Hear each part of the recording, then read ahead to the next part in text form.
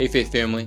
Welcome to the Beyond Sunday podcast at Calvary Bible, where we go beyond the Sunday sermon to explore some rabbit holes and to bring some biblical truths to the surface. We hope you enjoyed today's episode. Calvary Bible, we're back and better than ever. Thanks for joining us for another episode. Beyond Sunday. Yeah. Beyond Sunday with Pastor Randall and me. Pastor Jonathan. And I. And me. Yeah, that's right. Get it right. I know. That's hard, isn't it? There's one Isn't thing that I've so learned hard? over the years from you. It's when to say Randall and I and Randall and me. Michelle and I go through this all the time. You said you like grammar on Sunday. Nerd. She's a grammar nerd. Is she? In multiple languages. I'm the opposite of grammar. I am a nerds. grammar nerd. I hated English grammar. Still do hate I grammar. loved it. Oh, Yeah. so mind-numbingly frustrating. Although, you want to know where I got my greatest English grammar lessons? I don't. Too bad. In West Virginia, of all places. Okay. I mean, I'm going to stop right you there. think about West Virginia and the stereotypes, and, you know, there's not a lot of like maybe positive educational highlights. There's smart people in West Virginia. Yes, there are. But at Appalachian, Yeah. depending on where you're from, Oh, Bible college. The school. Yeah. My English grammar teacher, it was my sophomore year of college. I'm drawing a blank on his name, Mr. Chesley or something like that. Okay. Chestnut. Wow. Anyway, he was great. Wow. He made English grammar fun Oh, that's great. and easy to understand. Wow. I either didn't have good grammar teachers up to that point or didn't care, probably the latter. Wow. But yeah, West Virginia is where I got now I forgot most of it, but I enjoyed that class, oddly enough. That's pretty cool. Yeah, it is pretty cool. Some of the best roads to ride motorcycle on. West Virginia. It's incredible. Mhm. Wow. Ask Yeah. Rick Goodhart sometime about that. Okay. It's amazing. Do you sing country roads when you're on the motorcycle? I rarely do. Okay. We're going to talk about music today. Okay. But before we do, where does a medieval soldier sleep? I'm sorry, when? When Not where. does a When? medieval soldier sleep? I'm confident you're going to get this one. When does a medieval soldier sleep? At night. Yeah. at night. KNIGHT. That's me clapping for you. Thank you. Good job. My Nighttime. mother's going to faint that I actually got a joke. You've caused her to faint a handful of times now. Yeah, trust me, I did when I was growing up. Trust me. All right. Question number 1 All right. from Psalm 101. 101. Have you ever written a song? No. You should. No. Talk about theologians writing songs. Yeah. And I think you should write a song. I've thought about it. I'm sure you've I thought have. about it. Jason did an amazing job with that song. Did he? I asked him in an he- email. Did he write that? He wrote those. That was great. It was. It was like, I mean, he pulled that off in like just a few, I think he did it in just a few days, Yeah. but it was really good. Well, it I was a just great- emailed him just a few minutes ago. I was like, Jason, that was so good. Well, I emailed him like an hour ago, so I beat you So to good. Good for you. it. It was phenomenal. And the people loved singing it. Yeah. That's what I was listening for is Yeah. could we sustain that? Because that's a great familiar song to us. Right. The melody. But wow, it was like, Jason. Yeah. Yeah. That was really good. good. Yeah. That was good. Yeah. So I have never, but I've thought about it before. It'd be kind of cool to do one. Yeah, it would be cool. And you've got some music chops in you. So, like, Just a tiny bit, right. but with someone like Someone with- Jason, Grace Delp, Chris Hess, Jonathan Kaufman. not Jonathan Kaufman, Yeah. Karen Kappen. Someone Some who of these can people have write music. tremendous. I don't know about Adam. Adam. These guys. These are musical people around here, man. It's Yeah. incredible. I think we should be eyeing a series somewhere down in the future, and we should Create a have a theme little, song. a little theme song or something that would work for us. Yeah, Go along with the series. Just my 2 cents. yeah. You The didn't closest ask, we but- came for that. I don't know if you remember Scott Franz. Yeah. He's with the Lord now. Mm-hmm. But Scott was a brilliant musician, guitarist, singer, and we talked about him writing a song for these sermon series, like through the book of Matthew. Could you write a theme song on, maybe disciple making or something like that from Matthew's gospel? Or so that was the closest we got. Yeah. Unfortunately, it didn't pan out. It did not, but Jason did a super job. Wow. Yeah, it was well done. So my question off of that question is, how significant is it that the songs that we listen to are not just theologically accurate, but substantial in some way? You talked about a little bit the difference between a theologian, of old writing the songs, being the primary hymn writers, as opposed to musicians. Not that musicians aren't theologians, but some of them are, more biblically sound than others. So anyway, whether it's on the radio or, Spotify or wherever we listen to music, what's your take on and guidance for us as we take in music today? So I think on a Beyond Sunday, I think that the key is, can you latch on to songs that are going to help you worship, which is such an individualistic, so unique to everyone. So I think that, for me personally, the songs that I dwell on are songs that are helping me in my walk. They are, they're important to me. Certain character traits about God, God's faithfulness, something like that, just to use one that shows up a lot in the Psalms. So I think that the reason why it's important that they have good theology is because when you're rehearsing them in your head, singing them at home or in the car or wherever you do, you hope that these are good worship times. And I would, I think that the balance of, and I was just trying on Sunday to say the pendulum has swung. Yeah. But I think what you want is you want good balance with the personal experience relating to God, but also exalting Him and His character. The Psalms do both. So I think if someone were to say, no, we only should be singing songs that highlight the character traits of our God, I would say, well, the Psalms don't just do that. That's not what, there's a lot of personal expression of, let's say David expressing his emotions to God. There's a lot of that. Yeah. So, but I would say again that these songs should serve the purpose of making sure that you are worshiping well. But I know that varies for different individuals. Yeah. So I can't dictate, well, you should worship like this.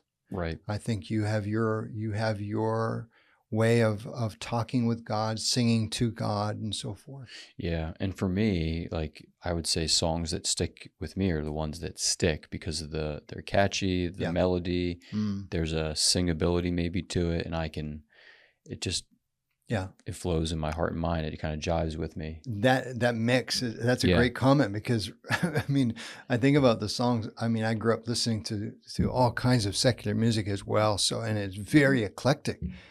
So you think about some of these songs that the tunes are really, really catchy, but the words are mindless. Yeah. I mean, one of the most, Michelle and I, when we were in Texas, we were first married, and there was I may have told you this before, there was a radio station in the morning, and one of the morning shows would read, part of their thing was to read the lyrics of a song without the music, just to read the lyrics. Yeah. Oh, then you really know how mindless this is without the catchy tune. Yeah. So I think your comment is really helpful, because you want both. Yeah. If it's going to stick, it sticks because it's singable. Right. As far as musically.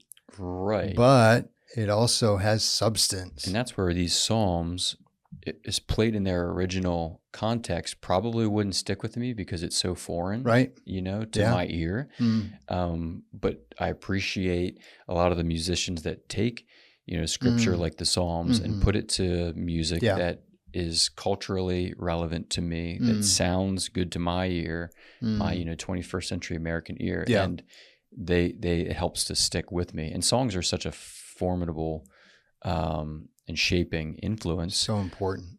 But then to be a biblically shaped, not just church, but people, we need to be, if we are a biblically shaped people, if something in a song that we're paying attention to is not accurate or is not good for us theologically, that's going to send off a flag and, Yeah.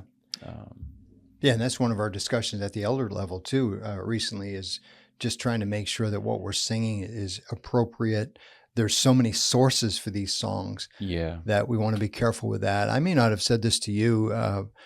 I'm not even sure if I'll be able to remember the thought about, maybe it'll come to me in a moment, a thought about the singing, but let's keep going. Maybe it'll come back to me. Okay. Yeah. So in Psalm 101, at times I had difficulty knowing whether it was David speaking or God speaking. Okay, this is making sense to you, because at times you would say, Randy would say, like this is from David. Other times you were talking as if this was God saying it, particularly towards maybe the end of the psalm. So was there a shift there in that psalm, or there isn't a shift? Is it both of them? But here are a couple of the problems that we have with. Number one, it is difficult at times to know who is speaking in the Psalms, and that has been a big deal from the beginning of the study of. I mean, we're talking go back centuries, and this was an issue for the some of the church fathers, for instance, trying to figure out who's speaking in the Psalm. But the reason why I talk like that sometimes is because I don't want to give the impression that it's only David without the inspiration of God. So this is God speaking to us always. And so sometimes my own language gets confused that way. Yeah. Because it's David's writing, but you're saying it's in God's voice, almost like God's dictating. And I mean, David's, this is, but it goes back and forth here in the song. So, I mean, God's not going to say to us, I will sing of steadfast love and justice to you, O Lord. No. He's not talking to himself. No, that's David being the worship leader. So how do you, is that like a psalmist or a Hebrew way of writing that's unique to the Psalms? Or, because as I'm reading this, I am reading it as David's voice the whole way through. It is. There's no doubt about that. That's true. But if there is a shift though, like you have to go to the end, go to verse 8, morning by morning, I will destroy all the wicked in the land, cutting off all the evildoers from the city of the Lord. That's one thing if David's saying that in this Psalm, but that's a whole other thing if you go to the end of the canon and you think about the judgment that's coming toward the end. So then for God to be doing this is a whole different deal. And so that's part of the reading of Psalms is how do the Psalms fit within the whole Bible, and especially the end of redemptive history. Yeah. So there's a little bit of that going on too. So as you're reading the Psalms like this, would you say it's primarily we're reading from David's perspective? Yes. David is falling in line with, God's perspective, or he is executing what God also executes in some ways. Yes. And the way this shows up the most is in New Testament studies. If you listen to a preacher, for instance, who keeps saying, Paul says this, Paul says this, Paul says this, right? And there's a lot of Pauline epistles. Yep. Well, don't forget that this is God saying this. It's not just Paul says this. Right, Paul said, because someone could say, well, who cares about Paul? Yeah. And I'd have to say, well, he's an apostle. Well, what's that big deal about? I say, well, as an apostle, he's writing for God. He's crafting a letter that God authorized. So there's some of that language coming out of me at times, not so that I don't forget and so that you don't forget that this is God speaking always, in this case, through this particular song. Yeah, so verse 6 is a good example. I will look with favor on the faithful in the land. Yeah. That's David saying that, but God looks with favor on the faithful in the land. Oh, yeah. That they may dwell with me. Yep. That is David first talking Right. about who's he gonna allow in his kingdom. Yeah. In the city, let's say, to go to the very end of the psalm. Yep. Yeah. Who he's surrounding himself with, how he views them. But then that lines up with God's view of the faithful as well. Yeah. So is there... Can I get back to that thought? It finally came to me. Please do. I may not have said this before, but when you think about the music thing, and if you were wondering what's sort of our philosophy of music here, one of the things that we've talked about for a lot of years is making sure that the congregation is the primary instrument, the voice of the congregation. So that was the reason why I said that comment. I was curious to see what would happen with Jason writing additional verses to that song coming directly from Psalm 101. I thought it was excellent. I especially thought when I was listening to everybody right around me, the singing was strong. Everyone except for Ben. Except for Ben, thankfully. Yeah. But it was really, really good. So I just wanted to get that off my mind a little bit, that is what we're aiming for, is that we come to church and we want everyone to sing hard because of these Psalms, which are just frankly telling us, do this. Sing. When David says, I will sing of these two character traits, it's, as I said, in speech act terms, this is God using Psalm 101 to say, do you see what David is committing himself to do?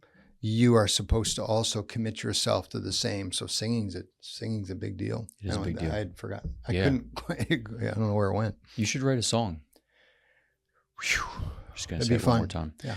All right. Be fun to try. Back to where we were. Thank you. Sorry about that. Yeah, sorry. That was bad. This is how the psalm writers go. A, B, A, B. Sometimes these lines, we're going back to B. Maybe so. We were talking about David's voice, God's voice, his view of these people, the righteous and faithful versus the wicked. Speaking to the wicked, is there guidance here for how to deal with the wicked people in our lives, or is this a vengeance is the Lord's type of scenario? Ahead, I was just going to say, to broaden the context to the Psalms in general, some of these imprecatory Psalms that we've talked about have some of this harsher language towards people, particularly the wicked.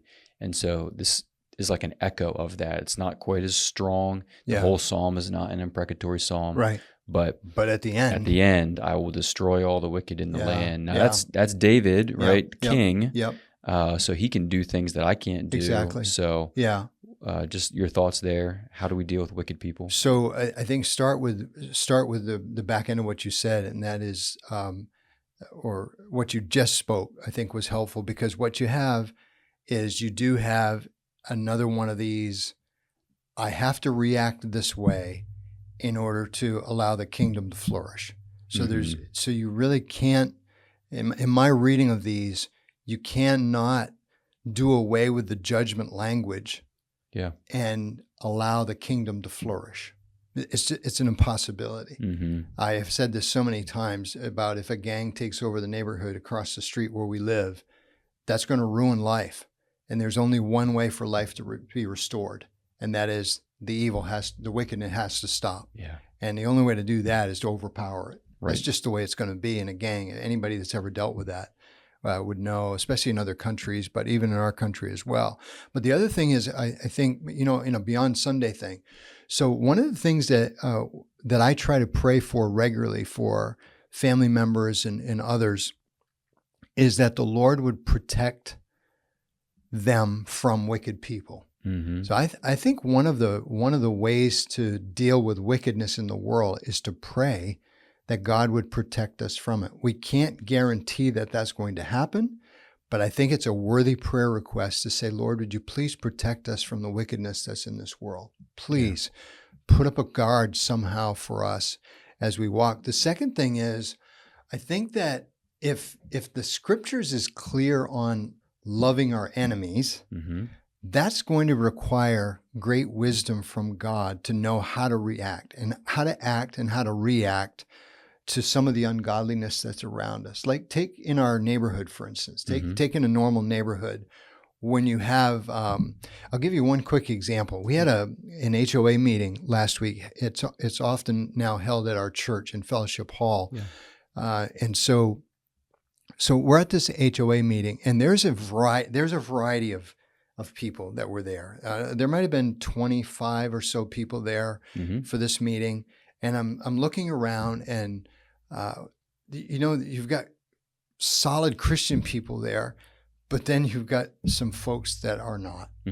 And in a neighborhood like that, trying to be in a meeting like that, how can a Christian navigate that atmosphere in that meeting if, for instance, some ungodliness starts to raise its ugliness in a meeting and starts to destroy the harmony of the neighborhood and is just a little more belligerent than it needs to be? And what can a Christian do?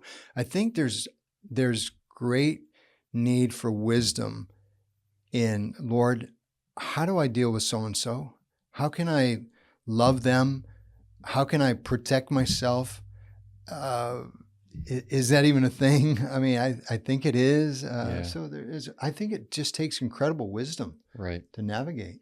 Yeah, I mean, we deal with it in the public school system. There you go. You know, often. Yeah. Where there's, whether it's a classmate or something that's a situation that's kind of school wide, where it's like, no, this isn't right. This isn't good. We're committed to being there. Yeah. So how do we navigate the wickedness that we see in a way that's honoring to the Lord, but doesn't play like we don't want any part of it, and we don't think it's good for the class or the district or whatever. And so, and then think about the Vaughns and the Shawns, and the Phils and the Bens, and I may be missing some. I'm sure. Yeah. But think about teachers. I just mentioned these teachers that are in the and the Andrews. Yeah. So think about what they're involved with in that same atmosphere that you were talking about. So you guys are in the thick of it. Yeah. I think it takes wisdom from God to do that. And when you're in a position of authority, like King David, you have a certain amount of ability to put wickedness aside. But when you don't, we have different level of authority, like in your home, in the church, in my house neighborhood. But then, the larger the group gets, more than likely, I'm not the president, or the governor. You're not the mayor of the city. No. At the end of this, I'm cutting off all the evildoers from the city of the Lord. Up above that in verse 7, none of these people are going to dwell in my house. You and I can maybe control that environment. But a lot of the folks I was reading, just working through this, I thought, wow, David had a very, very specific authority to do all kinds of things that we can't do. Yeah, you're right. Yeah. And when we can't, then, we're still not promoting wickedness, obviously. No. But we're loving our enemies. Praying for those who persecute us. And getting your hope, though, from Psalm 101. I will sing of steadfast love and justice. So and one of the primary ways in which this book 4 functions in the Psalm is it's providing hope for people in exile. I just read in the paper the other day, I don't know if you saw the picture of Russia and Ukraine swapped 1,000 prisoners each. They swapped them, give them back. And so talk about people in exile. Well, here is this book 4 written for the exile, or at least post-exilic. And here's the hope that is provided when we know that, okay, this is our God. He will restore justice, and which means wickedness is going to go away. So there's a lot of hope in this, because, like you say, you can't just say, "I'm done. I'm done with." What do you mean you're done? You're in the world, so you can do everything you want to insulate yourself, but still, the air that we breathe, interacting with people. I mean, you do your best, but you can't stay away from it all. So let me see if I can summarize in a sentence or two. Anchored in the hope that we have in the Lord and His love and justice, we want to be a people who we navigate through this broken world, the wickedness and the evil that we see in a way that's wise, committing ourselves, right? All of these I wills, committing ourselves There you go. to following the Lord in these different ways, with our eyes, with our speech, with our actions, all of these things. But again, like you just reminded us, grounded and anchored in the hope and love of the Lord. Yeah, that's a great summary. And that's really, you and I were kind of walking up the stairs. I said, this is a unique psalm in the sense that it's teaching through these 13 commitments. If I counted correctly, there's at least 13 of these I wills or I won't. And they really do frame the Christian life. I mean, they help, they're extremely important for our walk. Yeah, very. And, the other context or setting that just came to my mind is people at work, dealing with unrighteousness, things that are not fair, just or right. And you have difficult situations that you find yourselves in that require a lot of wisdom on one side and hope to push you through. Exactly. Or pull you through. So anybody that's living in that environment, this is a great psalm to to carry beyond Sunday, because this is describing a lifestyle that is so different from what this world usually presents. Yeah. Okay, good deal. Yeah. Anything else to add? Nah. Fresh out? I'm out. I'm fresh out. Questions. Which is really being out. Yeah, it's out. O-U-T, out. All right. Thanks to you so much for tuning in. We always appreciate your questions. You can send them into podcast@cbcmj.com, and we will tackle them from one week to the next. Sound good? Try to. We'll Psalm try. 103 next week, correct? Psalm 103. We're skipping 102. We are. Okay, we're jumping to 103. So read ahead, and we'll see you on Sunday. It is. It's a good one. Thanks again for joining us on today's episode. And remember, our Sunday sermons are meant to lead us to a life of worship beyond Sunday.